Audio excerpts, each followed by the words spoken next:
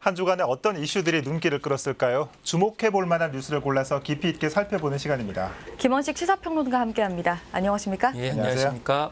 네. 자, 지난 한 주 동안 참 많은 이슈들이 있었던 것 같습니다. 어떤 이슈들이 주목을 받았습니까? 저는 이제 마스크에 대한 중요성이 한편 이제 강조됐다고 생각합니다. 네. 미국 같은 경우에도 마스크 착용을 해제했다가 다시 또 캘리포니아를 중심으로 해서 다시 예. 착용을 하게 했고요. 또 한편으로는 지역에서 이 불량 마스크가 또 논란이 됐습니다. 네. 지금 현재 마스크가 너무 많다 보니까 사실은 마스크에 대한 주목도가 떨어졌는데 지금 오미크론 변이 바이러스 있는 상황이기 때문에 네. 부스터샷을 맞으신다 하더라도 이 마스크를 정말 양질의 마스크를 착용할 수 있도록 하는 것이 무엇보다 지금 중요해 보입니다. 그렇습니다. 자, 코로나가 심각해지면서 마스크의 중요성도 더 부각되고 있는데 오늘 마스크와 관련된 이슈도 준비되어 있습니다. 자, 그동안 대부분의 지자체에서는 적절한 심의 없이 퇴직 공무원의 포상금을 관행적으로 예산에 편성해 왔다고 합니다. 정부 지침에도 사라지지 않는 관행을 바로잡자는 주장이 노원 구의회에서 나왔습니다. 자세한 내용 영상 보고 얘기 나누겠습니다. 행정안전부 내년도 예산 편성 지침서입니다. 대부분의 지자체에서 퇴직 공무원에게 일괄 지급하던 포상금을 내년부턴 객관적인 공적 심의를 거쳐야 한다고 적혀 있습니다. 노원구 내년도 예산안입니다. 정년 퇴직자는 200만 원, 명예퇴직자는 100만 원. 정부 지침과 달리 이미 모든 퇴직 공무원에게 포상금이 편성된 것을 알 수 있는데 이를 바로잡자는 목소리가 구의회에서 나왔습니다. 관행을 내려놓는다는 것이 쉽지 않음을 잘 알고 있습니다. 오랜 관행을 과감히 내려놓을 줄 아는 노원구. 변화를 위한 몸부림이 이곳 노원에서부터 시작되길 희망하며 내년 상반기 안으로 구의회와 주민, 직원들과 노동조합이 공청회를 통해 객관적인 심사를 거친 후 포상금을 지급해야 한다는 것. 퇴직 공무원에 대한 격려 목적에는 동의하지만 세금을 집행하는 부분인 만큼 지침과 절차를 준수하자는 겁니다. 명시적으로 상급 단체에서 기관에서 지침이 있었음에도 불구하고 관성적으로 또 내년에 예산 편성을 그대로 하는 게 일단 큰 문제라고 생각을 하고 어떤 형태든지 간에 집행부에서 대책을 강구하고 그 강구된 대책을 가지고 내년 4월에 1차 추경에서 가타부터 얘기를 해야 된다고 생각을 합니다. 현재 노원구 의회에선 내년 예산 심사가 한창입니다. 모든 심사를 총괄하는 예산결산특별위원회가 해당 내용을 받아들인다면 퇴직 공무원 포상금과 관련한 예산은 내년 추경에서 다시 다뤄질 예정입니다. 진라이브 서울 경기 케이블 TV 이승준입니다.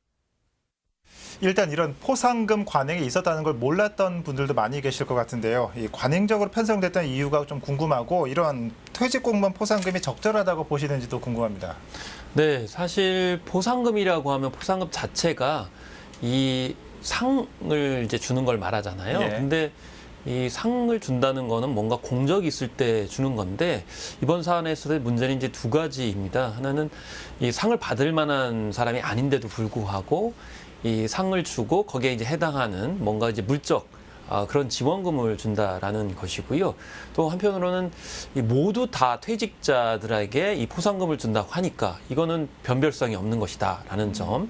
그리고 이것이 들어간 예산이 결국에는 국민들의 혹은 주민들의 세금을 통해서 지급이 되기 때문에 그러면 주민들의 예산은 반영이 안 되고 있는 것이라서 네. 문제가 될 수 있다는 것이고요. 또 코로나19 상황이라는 좀 어려운 상황 이런 것들을 생각할 수가 이제 있겠는데 이게 왜 생겼을까? 이건 사실은 연공서열제 문화의 하나의 이제 흔적입니다. 그러니까 예전에는 연공서열이라고 그래가지고 퇴직하실 때쯤 되면은 굉장히 선배죠. 네. 그러니까 그 선배들을 뭐 예우한다라는 차원에서 시도가 됐었고 또 이제 민선자치제가 되면서 일종의 이제 조직관리 차원에서 이루어지다 보니까 이게 없어지지 않고 계속 관행이 남아있는 그런 상황입니다. 그렇지만 객관적이고 공정한 기준이 또 필요하고 또 세금이라고 하는 혈세가 들어가는 측면이 이제 부각이 돼야 되는데 무엇보다도 가장 이제 심각하게 생각해야 될 것은 이제 재정 자립도가 굉장히 낮은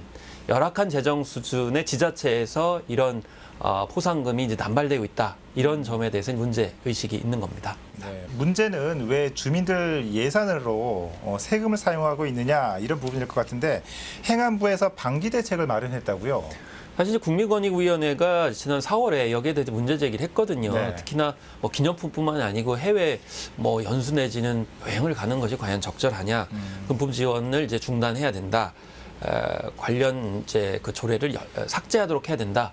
이런 권고를 했지만 사실 현실적으로 이 조례를 삭제하라고 할 수는 좀 곤란한 점이 있습니다. 이 조례 같은 경우는 결국에는 이제 의회를 거쳐가지고 된 것이기 때문에 네. 일괄적으로 뭐 중앙 정부에서 명령을 내릴 수 없는 그런 측면이기 때문에 행안부에 약간 고민스러운 점이 있다라는 거죠. 그렇다고 해가지고 손을 놓을 수는 이제 없기 때문에 그래서 일률적인 지원을 하는 건 적당하지 않다.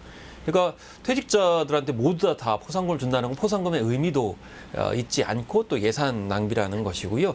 그래서 훈령의 일부를 좀 손질을 해가지고 이 업무 추진비처럼 이렇게 포상금을 지급을 했을 때 그 내역을 낱낱이 공개를 해서 그것을 이제 감시하고 견제할 수 있는 제도 장치를 마련하는 형태로 유도하는 그런 행안부의 조치 이런 점들이 이제 제시가 되고 있습니다.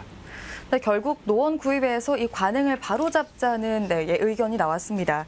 내년도 예산에 영향을 줄 수 있을 것으로 보이는데 그러면 이런 시도가 변화의 시작점이 될 수 있을 것이라고 보십니까? 네, 앞서 좀 말씀이 나왔지만은 무엇보다도 뭐 이 조례가 있는 상황에서 이제 지급이 되고 있고 또 조례가 없는 상황이라 하더라도 무엇보다 제일 중요한 것은 조례가 있든 없든 공적심사위원회를 포함을 해서 주민도 참여를 하고 노조도 참여를 하고 네. 그래서 지자체의 주체들이 참여를 해서 정말 정당하게 적절하게 주어지는 것인지에 대해서 심사를 하는 것이 필요하다고 생각이 듭니다. 일단 자격 요건이 있는지 그리고 만약에 포상금을 준다고 하면 어떤 공적에 따라서 주는 것인지 그리고 그 액수는 어떤 형태로 할 것인지 뭐 예를 들면 외유성 그 외유성 연수 같은 경우에는 적절하지 않기 때문에 거기에 대한 견제가 필요해서 만약에 직판다 하더라도 어떤 수단과 적절성이 맞는지에 대해서 정하는 그런 변화의 시작점이라고 볼 수가 있겠습니다.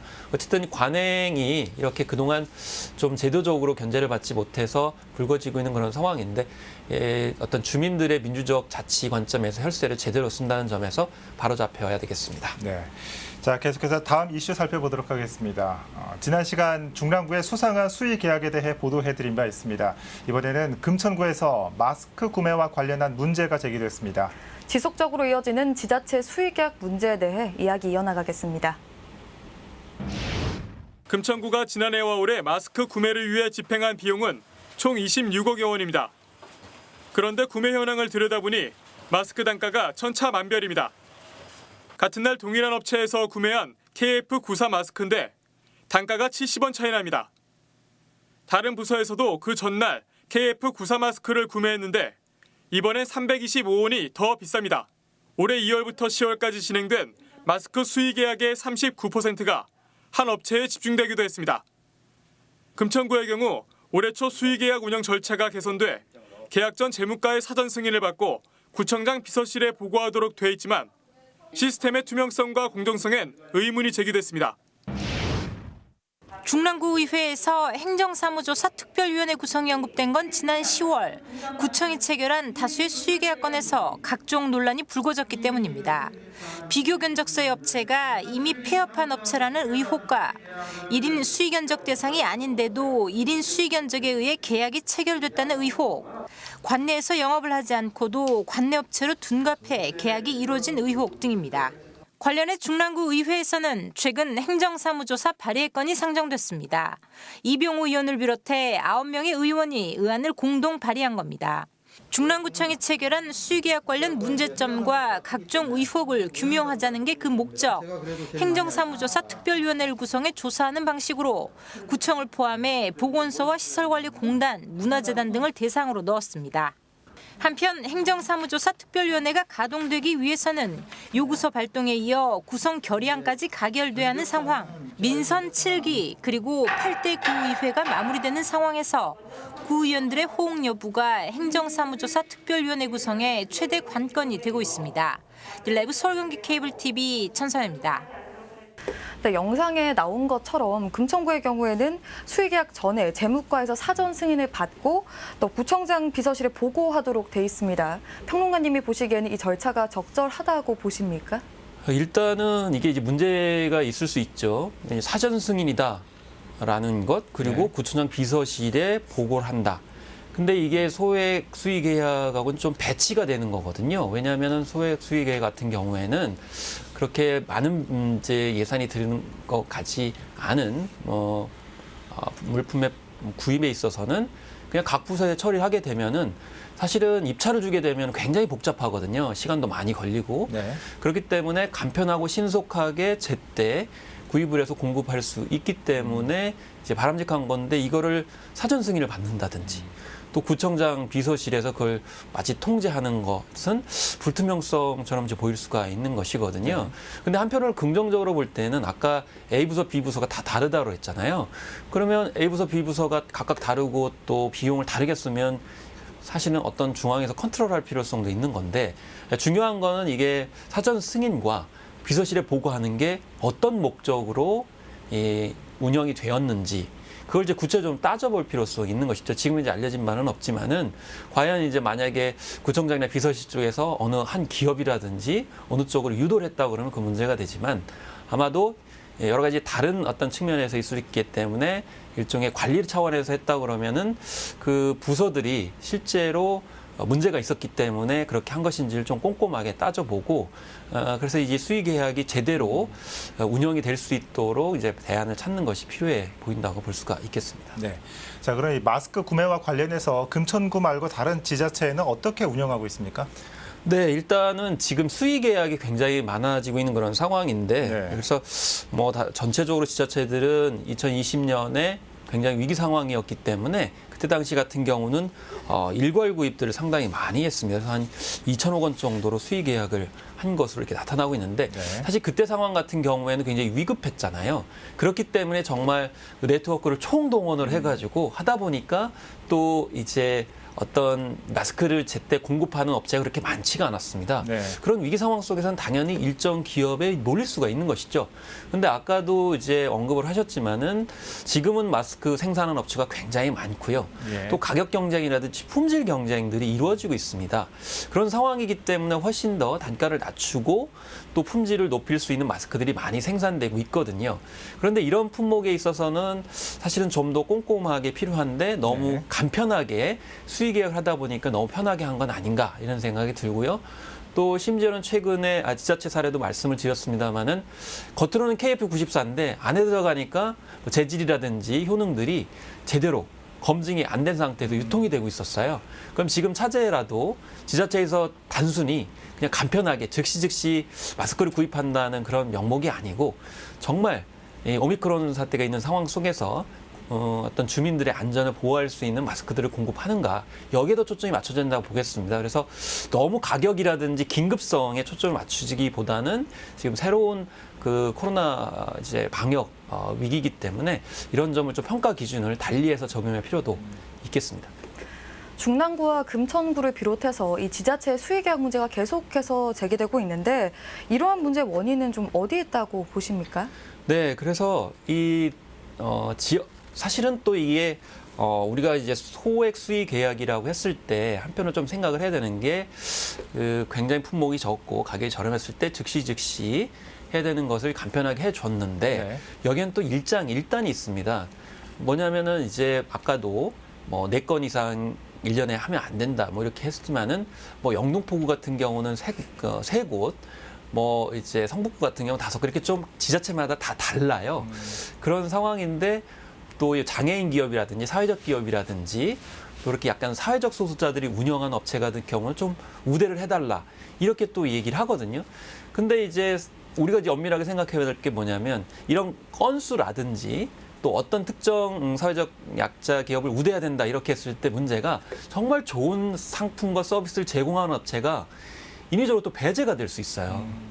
그렇기 때문에 우리가 이제 흔히 뭐 목적은 분명하죠. 간편하고 객관성으로 이렇게 해야 되는데, 정작 제일 중요한 거는 주민들에게 가장 바람직한 게 뭐냐. 네. 라는 것으로 움직여야 되는데 지금은 너무 제도의 운영에만 초점이 맞추다 보니까 뭐 입찰을 하지 말고 수익을 계약하고 또 이제 수익 계약의 어떤 단점과 장점이 이렇게 부각되고 있는 점만 논란이 되다 보니까 좀 아쉬움이 있습니다. 그래서 가장 큰 목적과 또 우리가 달성해야 될 그런 목표가 무엇인지를 두고 입찰이냐 수익 계약이냐 그리고 상황에 맞게 그때그때 유도리 있게 적응해가는 노력들이 좀 필요하지 않나 싶습니다. 네, 수유 계획과 따른 여러 비위들이 발생하고 있습니다. 뭐 앞서 본 중랑구에서는 비교 견적을 받았더니 거기에 나와 있는 업체가 이미 몇 년 전에 폐합한 업체더라 이런 이슈까지 있었는데 어떤 개선 방안이 필요할까요? 네, 그렇습니다. 수익 계약 같은 경우에는 사실은 현실적으로 굉장히 필요한 부분이 정말 있다고 생각을 합니다. 그래서 해야 되지만은 결과적으로 수익 계약 같은 경우에도 장기적으로 봤을 때는 나름대로 그 업체에 대한 네. 평가 기준 같은 경우는 공개를 좀 해야 된다고 생각합니다. 입찰처럼 굉장히 장시간으로 해서 하다 보면 여러 가지 가용 자원이라든지 또 제때 서비스가 제대로 안 되니까 수익 계약으로 간편하게 하는데 그렇더라도 수익 계약 당시에 검토했던 기업들에 대한 기업 정보 공개, 상품과 서비스의 어떤 그런 내역들이 분명히 존재하거든요. 그런 것들은 공식적으로 좀 열람하고 공유할 수 있도록 해서 만에 하나 있을지 모르는 부정의 어떤 혐의, 소지들을 원천적으로 차단하는 것이 무엇보다 필요해 보입니다. 네. 자, 우리 국민의 높아진 시민 의식만큼 공공성과 투명성이 담보되는 행정도 필요할 겁니다. 지금까지 퇴직 공무원 포상금 논란과 지자체의 수의계약 시스템 문제에 대해 김원식 평론가와 함께 살펴봤습니다. 평론가님, 오늘 말씀 잘 들었습니다. 고맙습니다. 감사합니다.